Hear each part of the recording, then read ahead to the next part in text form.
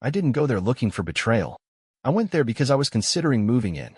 It was a newly completed penthouse, perched 40 stories above the city, with glass walls that made the skyline feel like wallpaper. I had just finished the development, a one-of-a-kind property with custom millwork, imported stone, and a private elevator. It was my firm's newest crown jewel, but I hadn't decided whether to sell it or keep it.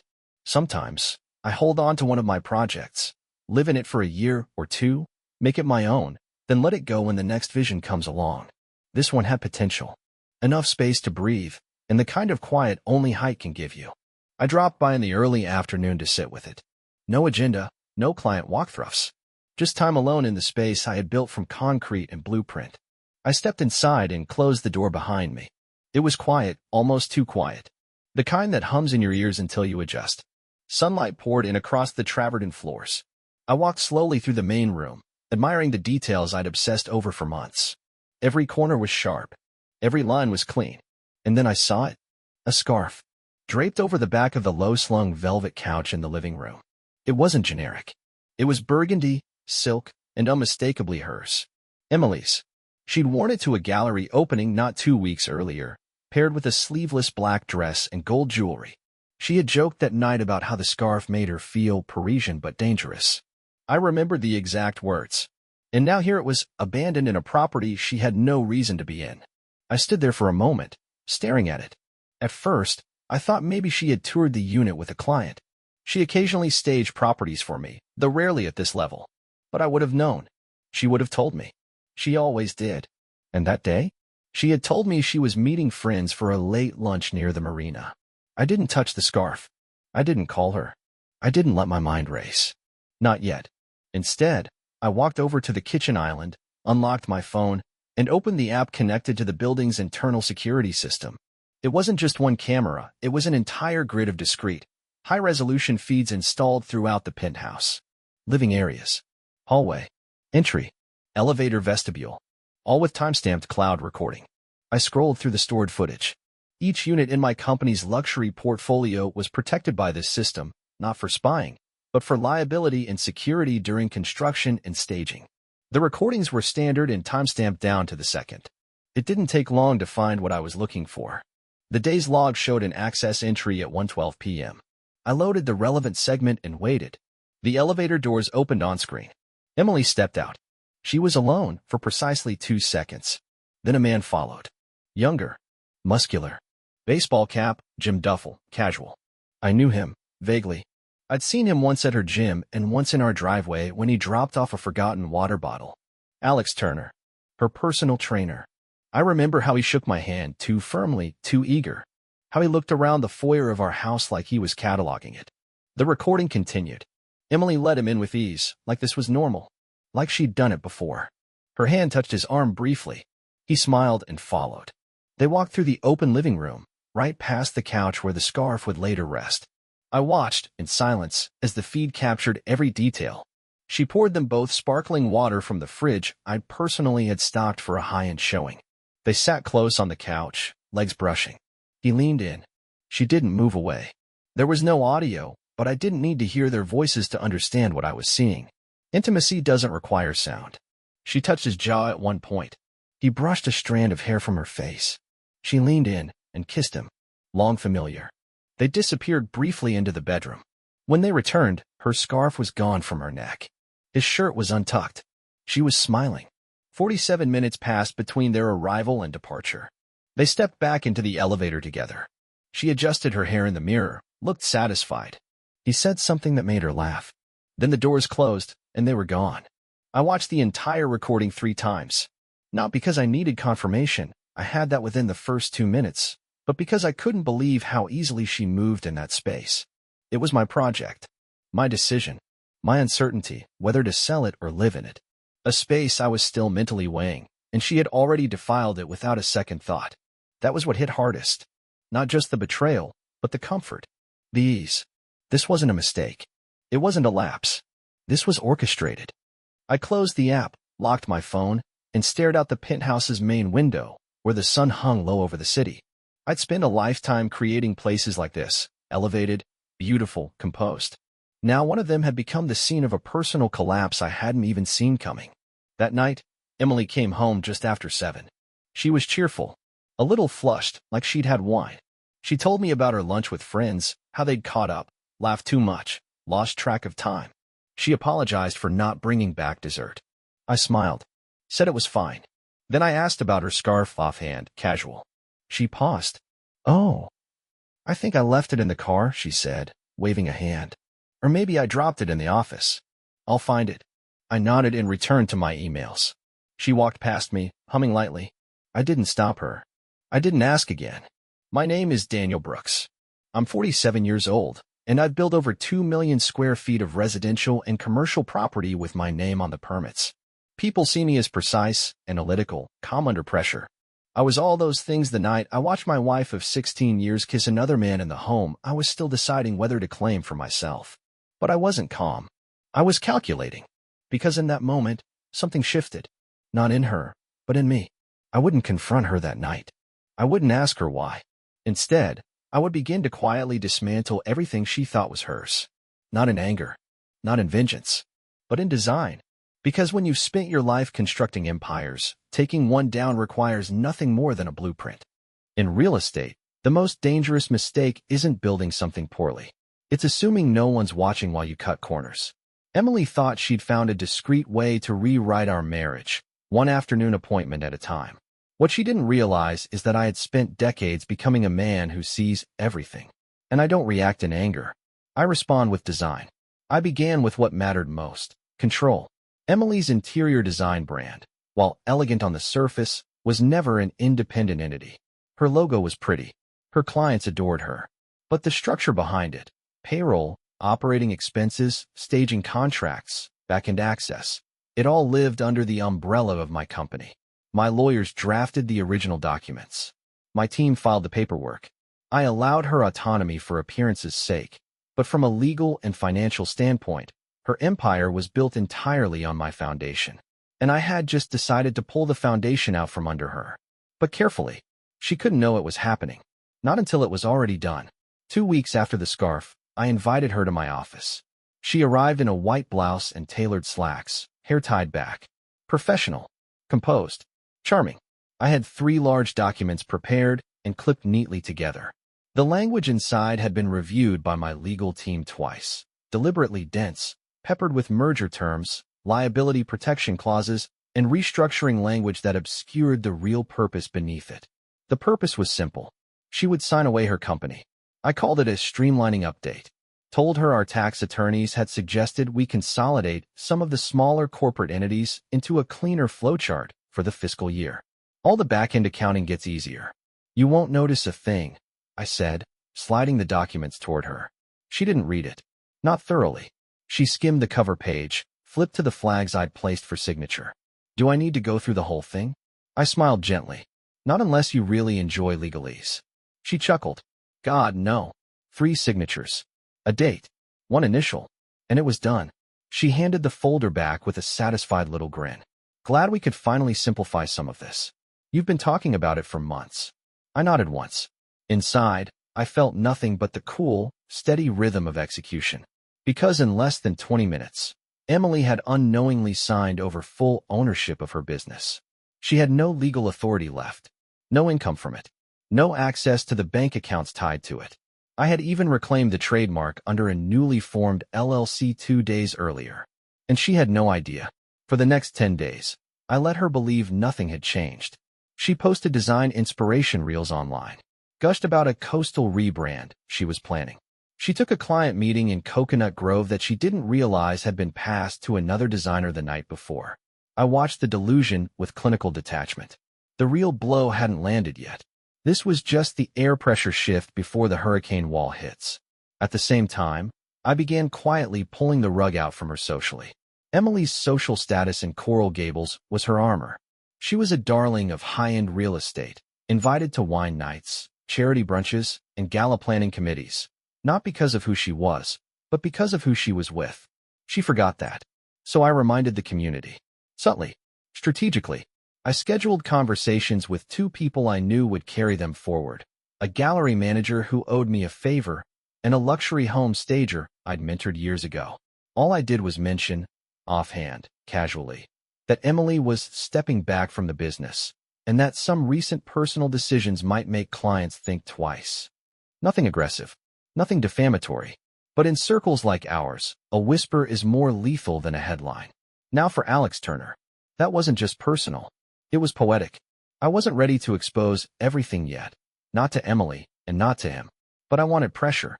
I wanted eyes. I wanted discomfort. And I knew exactly how to get it. I hired a marketing firm known for its guerrilla tactics. Not the usual ad agency. These were people who specialized in viral messaging, reputation disruption, humiliation with flair. I gave them very specific direction. Rent the largest billboard facing the main road into the Coral Gables gym. Use a professionally edited photo of Alex from his own fitness profile, shirtless, overposed, smug. Add a caption bold enough to be undeniable, but vague enough to be unprovable. The final result? Personal trainer by day, homewrecker by night. Ask Alex about his special stretching packages. It launched on a Thursday morning at 6 a.m. By 8:45, gym members were stopping to take photos. By noon, it was on Instagram stories. By evening, someone had started a Reddit thread. And by the end of the week, 3 of his top-paying clients had canceled sessions. Not because they knew what he'd done, because they didn't want to be associated with whatever it was. That's how you kill someone's image in our world. You don't prove the rumor. You simply plant the question.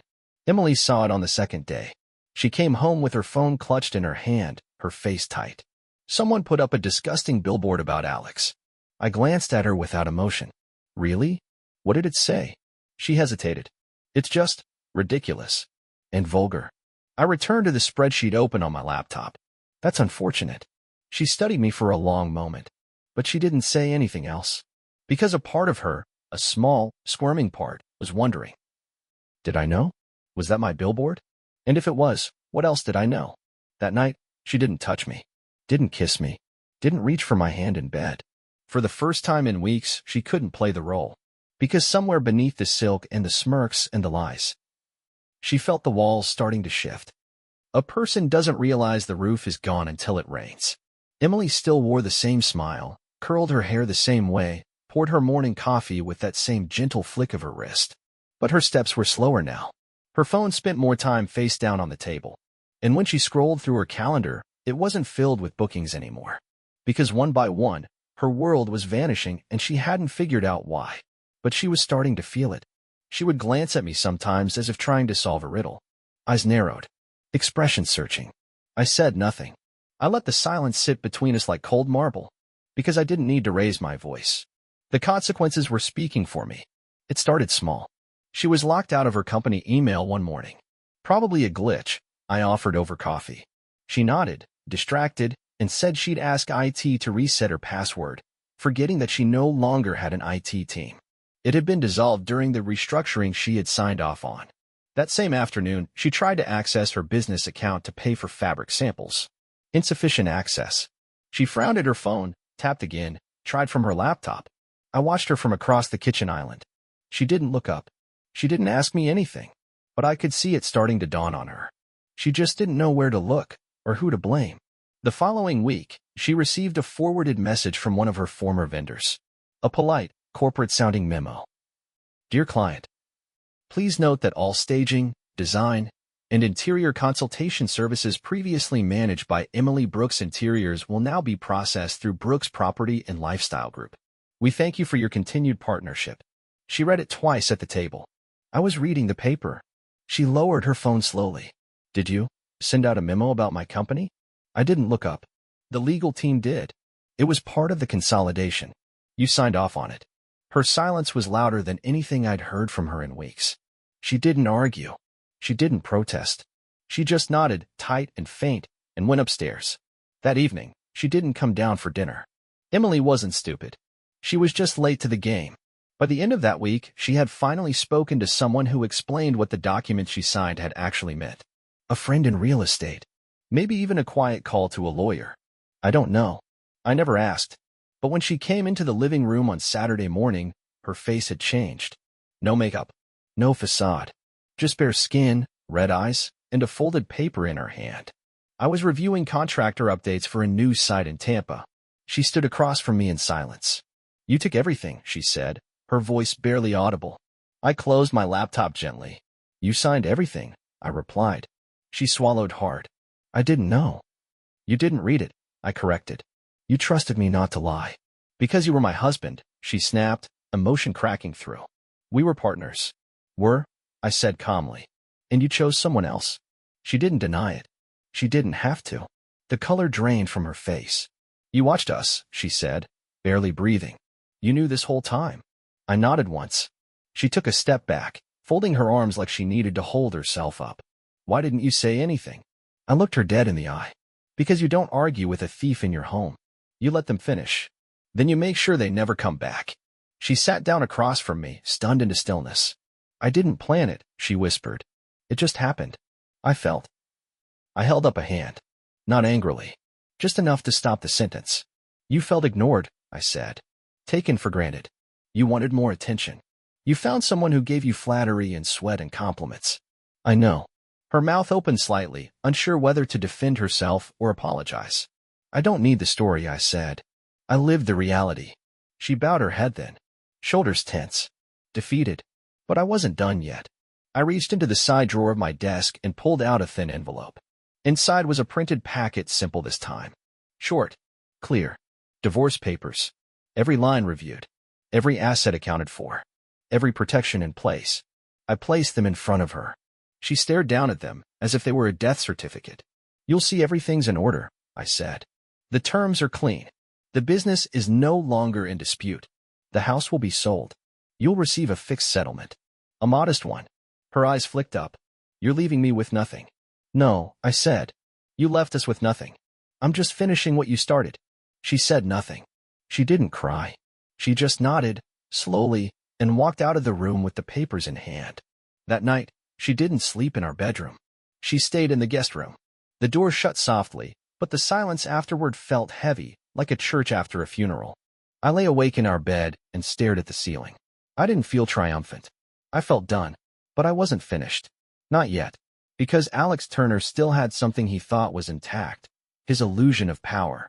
He was still training at the gym, still coasting on the belief that his charm and abs could keep his world intact. He had no idea what was coming. Not from Emily. Not from me. And not from a woman he never thought to worry about. Because the most satisfying damage doesn't come from the obvious angle. It comes when the last support beam is cut, and the whole structure caves in on its own weight. There's something deeply satisfying about leaving a place on your own terms. When a structure is compromised, when the walls have been cracked, the beams weakened, and the air no longer feels like yours, you don't wait for it to collapse. You walk out. Calmly. Quietly. With your dignity intact. That's exactly what I did. 2 weeks after Emily signed the divorce papers, I packed a single suitcase and moved into a penthouse I had kept off-market, still technically unsold. The same one where I had found her scarf. The one where the truth first unraveled. It felt poetic. Returning to the scene of the betrayal, but this time, on my own terms. The house we once shared? She stayed. For now. Until it sold, and the proceeds could be divided, per the terms she'd already agreed to. She could sleep in the silence she created. Walk through those echoing rooms with the taste of consequence still fresh in her mouth. I didn't leave out of weakness. I left because the house wasn't mine anymore. Not emotionally. Not symbolically. That home had once meant partnership. Now it just held shadows. Let her sit with them. I didn't tell her I was leaving until the morning I did. She came down in her robe, half awake. I was by the door, zipping my bag. She blinked. You're going somewhere? I'm moving out. Her mouth opened slightly. She hadn't expected that. Why now, she asked. I looked her in the eye. Because I don't stay in places that are already demolished. She flinched, but said nothing. And I walked out without another word. The penthouse was empty, sunlit, and silent. But it didn't feel lonely. It felt clean. The walls didn't carry history here. They didn't remember laughter turning brittle or conversations turning cold. There was no betrayal soaked into the furniture. Just open space. For the first time in a long time, I could breathe without the weight of pretending. I stood by the floor-to-ceiling windows and looked out over the city. Below me, the world moved on, unaware that one woman's betrayal had built the foundation for her own undoing. But I wasn't done yet. There was still one final card to play. While Emily stayed in the house, I watched her from a distance, figuratively, not literally. I had no interest in monitoring her every move. That part of the game was over, but information still came in. A friend in common mentioned she tried to schedule a design consultation with one of my old clients.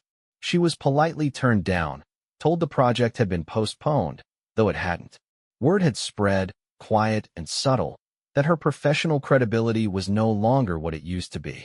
She made a few public posts about resetting and rediscovering her identity, but even that was slowing down now.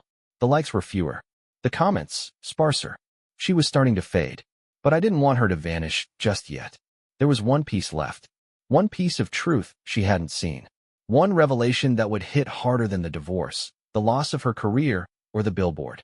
She thought Alex had simply slipped away, lost clients, left town, burned out. She didn't know why, and soon as she would. That's the thing about orchestrating a fall. The final impact has to land when they think they've already hit bottom.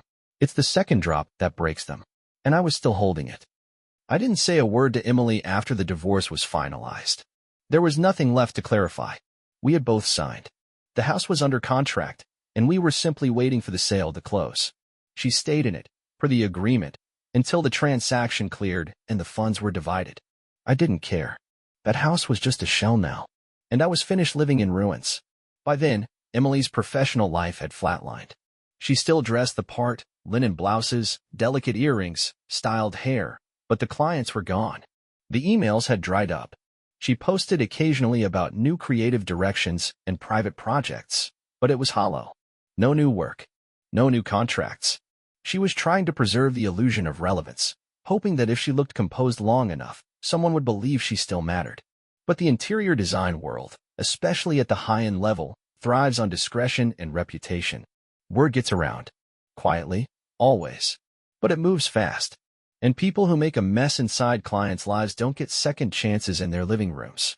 She didn't need me to say anything to ruin her name. She just needed people to ask why she was no longer affiliated with any properties bearing mine. And when they did, they put the story together on their own. Alex's fall was quieter, but deeper. The gym hadn't said much when they suspended him, just that they were conducting an internal review. He was officially let go a week later. No press release, no warning. But it wasn't just the job. Through contacts in the city planning office, I learned Alex had been in talks to join a new mixed-use wellness center downtown. It would have given him real visibility, public clients, media partnerships, a legitimate step up. When the committee reviewed his name, they passed on him unanimously. The reason? A background flag that appeared during internal vetting. A flagged report about client misconduct, submitted anonymously through a third-party HR channel. It was the kind of thing that doesn't need proof. It just needs plausibility. In our world, that's enough to end momentum. He tried pivoting to online coaching. Offered custom fitness plans through Instagram DMs. No one bid. He'd been reduced to shirtless selfies with discount codes, hoping for sponsorships that never came. I didn't follow his pages. I didn't need to. People sent me things. Not because I asked, but because people love poetic justice. The man who once posed in my penthouse like he belonged there was now peddling referral links for protein powder in the comment section of his own fall from grace. Emily heard about it eventually. Not through me. Through her own slow isolation. One of her last remaining contacts mentioned it offhand, Alex being cut loose by the gym, something about inappropriate behavior. The tone was vague, but the message landed. It unsettled her. I know because, for the first time in 2 months, she called me. I didn't answer. She followed it with a text. Did you do something to Alex? I'm hearing things. I just want to know the truth. I left it on read. Let her wonder. Because wondering is a heavier burden than knowing. At that point, most people thought the story was over. They'd seen the public unraveling. The closed accounts. The vanished clients. The ex-wife now clinging to a house she didn't own and a name that no longer opened doors. Even Alex, ghosted by professional networks, blocked by old clients, and quietly forgotten. But there was one last piece that hadn't moved yet. Not revenge. Closure. Not for her. For me. 3 days before the closing date on the house, my real estate attorney received a call from Emily's lawyer. She wanted to know if I consider keeping the house, offering her a buyout instead of splitting proceeds from the sale. Apparently, she didn't want to move. Or more accurately, she had nowhere else to go. I declined. The house sold that Friday. Full price. Cash buyer. We split the payment according to the settlement. Her cut was smaller than she expected. She emailed once more. I feel like I'm disappearing, Daniel. I'm not asking you to fix it. I just want to understand how everything got this far. I never replied, because the truth wouldn't help her, and because she already knew. The betrayal wasn't just a moment in the penthouse. It was years of choices, of pride, entitlement, and distraction. She destroyed something sacred. All I did was sweep up what was left and make sure no one stepped in the glass again. But the story still isn't finished. Because even after a house is sold and the dust settles, there are blueprints that never go away. And mine? They always have one final level. Some endings don't come with slammed doors or shouting matches. Some are delivered in silence. Unspoken. Unavoidable. Permanent. By the time the house sold, Emily and I had spoken once in 2 months, and only through lawyers. She signed the closing documents electronically. I watched the final wire transfer clear across my screen. And just like that, it was over. On paper. She moved out the following weekend. I didn't see it, but I knew she left most of her furniture behind, too large for the small apartment she'd rented near Miracle Mile. I imagined her folding clothes into boxes, walking through rooms she once curated with confidence, realizing the walls didn't care that she once called them home. The real loss wasn't the building. It was the life she tried to build inside it, brick by borrowed brick. And now it was gone. I had no intention of ever speaking to her again. But there was still one final detail to address: legacy. Not just mine. Hers. For years, Emily's name had been attached to my business, formally and socially. Daniel and Emily Brooks had become shorthand in the Coral Gables design and development world. A brand. A couple people mentioned when talking about creative direction, luxury builds, lifestyle architecture. That brand had been dismantled, but I didn't want it to fade. I wanted to replace it. And so I did. 2 months after the house sold, I hosted a private reveal event for my new flagship property, a coastal, ultramodern retreat just outside Sarasota. It was invitation only. Press, investors, a few well-known designers, and one keynote speaker, the new creative director of my rebranded interiors division. A rising designer. Young, talented, and professional. She had never worked with Emily, had no connection to her circle. Her name had never been whispered at wine nights. But she was now the face of what Emily once believed was hers. During the presentation, her name was announced alongside mine on the new branding suite. Brooks and Morrow. The visuals flashed across the screen. Warm palettes, elegant symmetry, impeccable space management. Emily's name wasn't just absent. It was forgotten. After the event, I received a message through a mutual contact. She saw the press release. She was at a coffee shop when the announcement came up on a real estate blog. Didn't say much. Just closed her laptop quietly and left her drink half full. I didn't smile. It wasn't about triumph. It was about completion. That final nail. That final silence. That moment when someone realizes the story has already moved on without them, and they're no longer even a footnote. As for Alex, he left town shortly after the gym blacklisted him. No goodbye posts. No tearful confession. Just silence. Last I heard, he was working in a chain fitness center in Phoenix under a slightly different name. He doesn't show his face online anymore. He doesn't list credentials. His client reviews are vague and infrequent.